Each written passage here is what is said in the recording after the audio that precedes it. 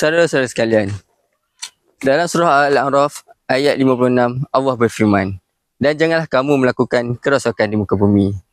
Dalam surah itu menunjukkan Allah menyuruh kita menjaga muka bumi ini sebagai seorang khalifah. So daripada video tersebut, seorang pemuda menunjukkan contoh seorang khalifah yang bertanggungjawab menjaga alam sekitar.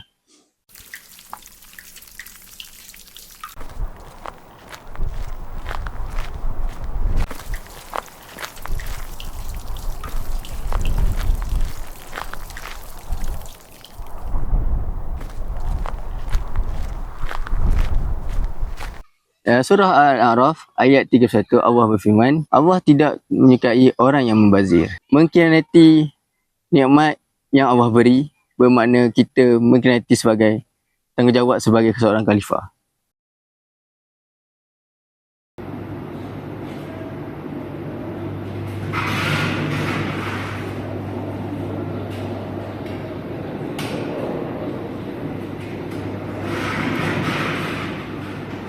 Bukan air sahaja, elektrik juga adalah amanah Allah yang kita tidak patut untuk dibazirkan.